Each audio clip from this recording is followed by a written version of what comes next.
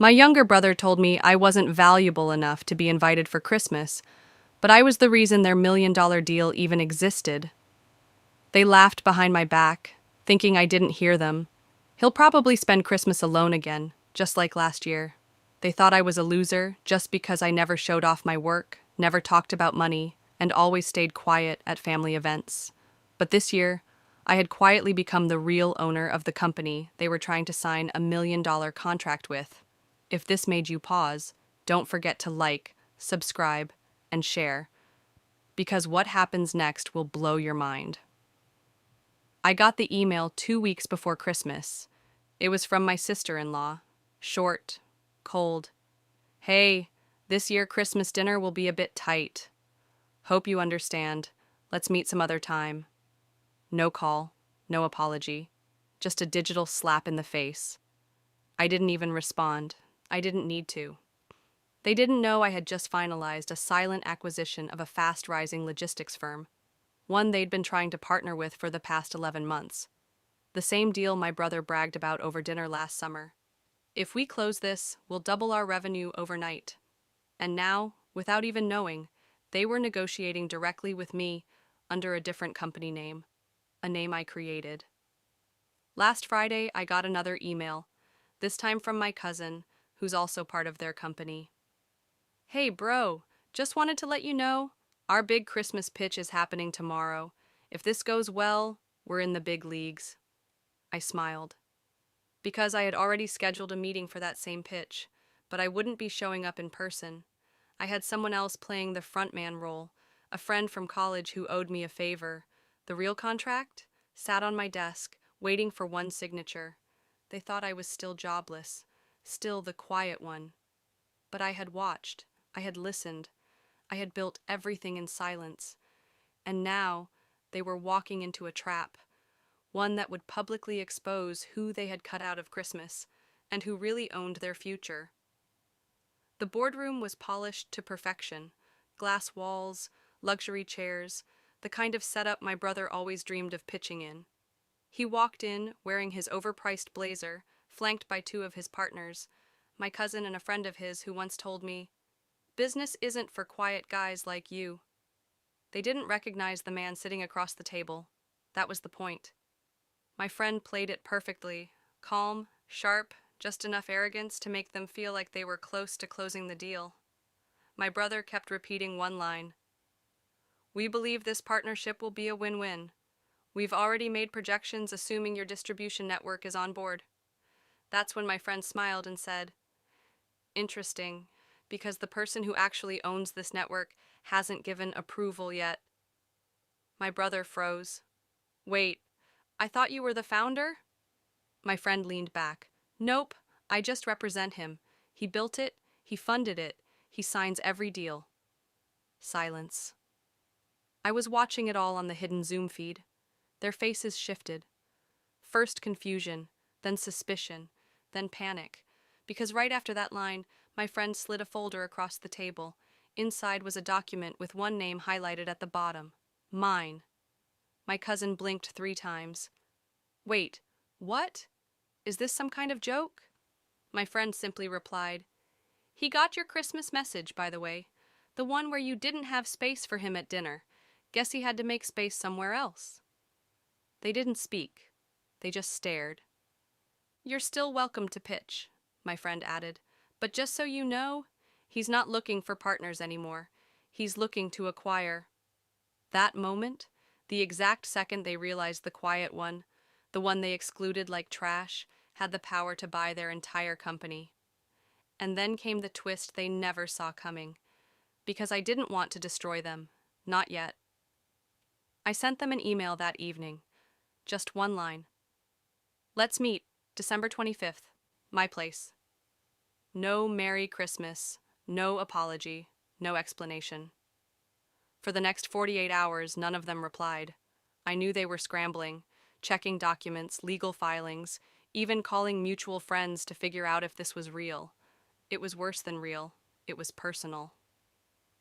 Christmas morning came, 8 a.m. sharp, a knock on my door. There they were, my brother, cousin, and his so-called friend, No wives, no kids, no smiles, just silence. They looked like they were walking into a courtroom. I opened the door, stepped aside, didn't say a word. They walked in and saw the setup. Warm breakfast, coffee brewing, Christmas tree lit up. The same kind of cozy celebration they denied me just 2 weeks ago. My brother finally spoke, his voice low. Look, we didn't mean to. I cut him off. You needed a bigger table, so I built one. And now you want a seat? He flinched. My cousin looked down. We didn't know you were behind that company, my cousin said. If we had, you'd have sent an invite? I asked. Or just used me to close the deal faster? They said nothing. I walked over to the coffee table and picked up a single sheet of paper, the final contract, the one they were hoping to sign for $1.2 million in funding. Their company needed it badly. I knew. They were hanging by a thread, and I held the scissors. I handed them the paper. My brother looked shocked. Wait, are you giving us the deal? I nodded. But there's a condition. They leaned in. From now on, I said slowly, you work under me. You take orders, you report monthly, and if any of you ever treat someone like they're invisible again... I paused, letting the words hit. I won't cut your deal. I'll cut your company. The air went cold. No one spoke. No one moved.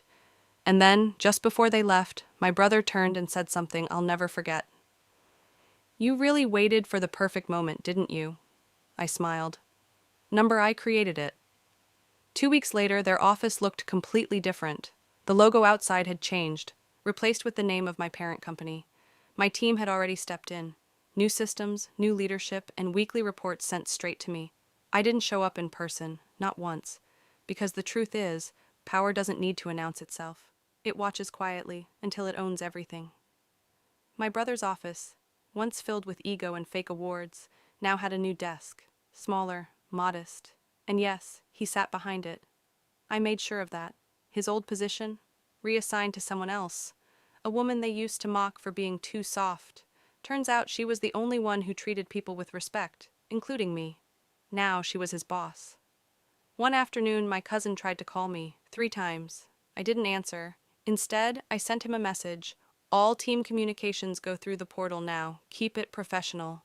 He didn't reply. He didn't need to. They were learning, slowly, painfully, what it felt like to be powerless in front of someone you underestimated. Meanwhile, I was working on something else, something they had no idea was coming. Because while they were busy adjusting to their new reality, I was finalizing a deal that would merge their company into one of our subsidiaries, completely dissolving their brand.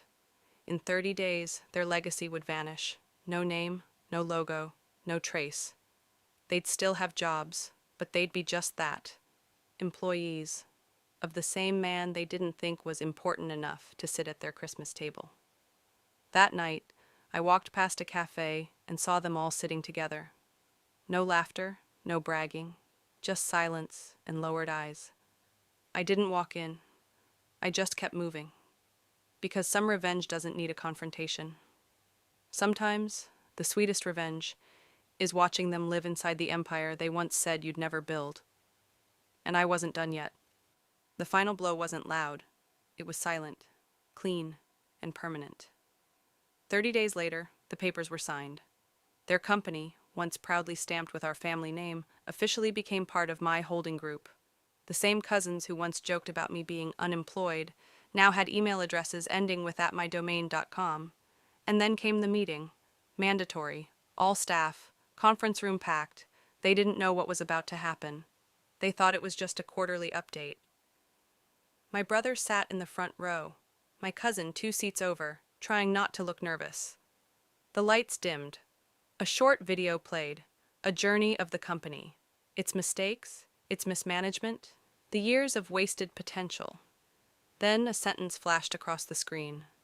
Sometimes the person you ignore is building the ground you're about to stand on. Gasps, whispers, eyes darting.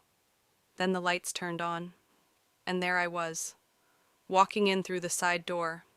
No one moved, not even my brother. I stepped up to the front, took the mic, and looked directly at the people who once laughed at me for not having a car, a house, or direction. You gave up on me when I had nothing. Now I own everything you built, and everything you dreamed of building. I turned to the screen again, where one last slide appeared. Effective immediately. All former partners are now employees. Titles removed. Salaries adjusted. Welcome to the new order.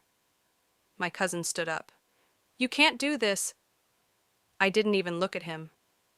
Check your contract. He sank back down. My brother didn't say a word. He just stared at the floor. As I walked out of the room, someone asked from the back, "Why didn't you just shut it all down?" I paused at the door and smiled. Because shutting it down would have ended it. Owning it, that makes them live with it. Every single day. And with that, I left. Not just the room, but the entire past. Because now, I wasn't just the outsider. I was the final chapter in their story. And the first page of my empire.